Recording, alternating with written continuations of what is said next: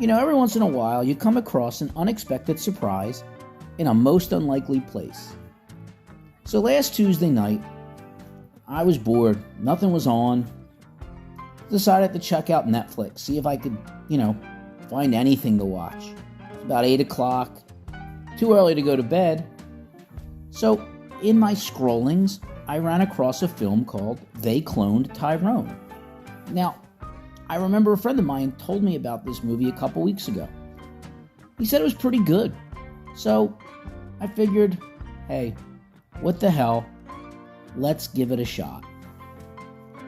So, They Cloned Tyrone was released back in June on Netflix. It stars John Boyega, Tyrone Paris, and Jamie Foxx. Now, Foxx also serves as a producer. This unlikely trio uncovers a government cloning conspiracy. You also have Kiefer Sutherland. He appears in a supporting role. Now, John Boyega's character is Fontaine. He's a drug dealer in a retro-futuristic neighborhood called The Glen. He has odds stacked against him and a schedule that he keeps daily. His mother stays in her room all day and rarely speaks to him, and he still mourns the death of his younger brother. Now, Slick Charles is a pimp.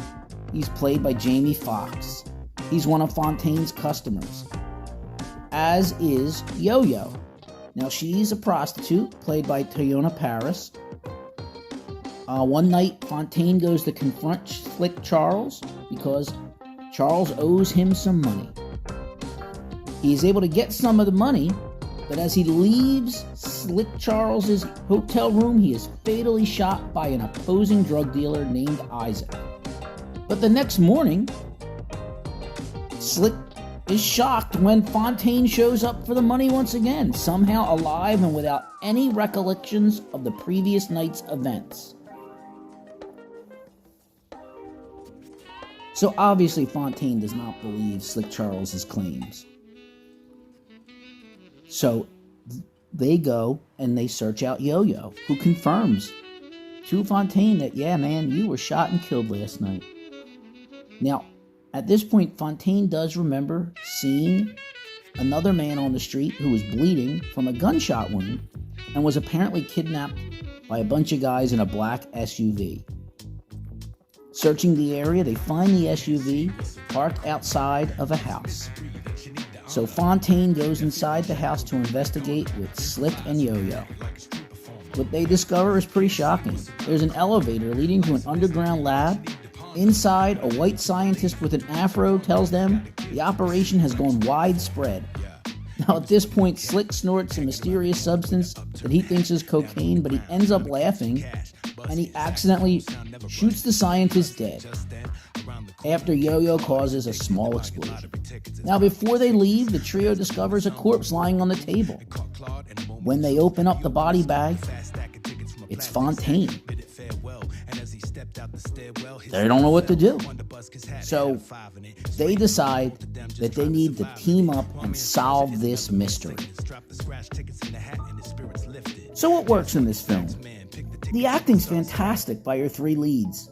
I mean, all three have turned in great performances in the past, but they really play off each other well here.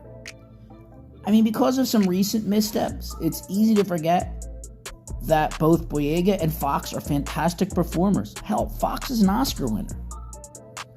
Boyega gives great performance as Fontaine. He's really gritty, menacing, and believable. Foxx is hysterical as the pimp, and Paris more than holds her own with her co-stars. And also, Sutherland as the main baddie is perfect casting. He plays the part with the right amount of menace. So this is like one part black exploitation film, one part sci-fi, and one part social commentary. You have a really well put together script here. You know, it's 2023 and it seems like we've forgotten how to write proper social commentary in film. If you look back at films or TV shows that do social commentary well in the past, you find that they present you with an issue, they allow you to look at it from every angle, and they allow you to think about it. Come up to your own conclusions. They trust the audience to be smart enough to do this, rather than what we have nowadays. basically what you have is the character kind of looks at you and lectures you and tells you what to do and what to think. This was a breath of fresh air. The only problem with the film is it's a little slow to start, and I really wasn't a fan of the climactic confrontation at the end. Without spoiling the movie, we're supposed to get a confrontation between our good guys and our bad guys, but it's really kind of jumbled. It looks like the director just said, all right, everybody run around, bump into each other, pretend you're going to fight. It's hard to follow. There just seems no rhyme or reason for most of the things you're watching. It's like watching an old WWF, Hell in a Cell cage match, 20 guys in the ring. They're all just kind of running around, hitting one another. You just kind of lose all track of everything. So I'm going to score this film a 7.5 out of 10. Yeah, the ending gets a little messy, but it doesn't take away from a pretty well written and well acted movie. It's funny, it's serious, and it's poignant at times. I think this movie actually deserved a theatrical release, but instead it was put out on Netflix.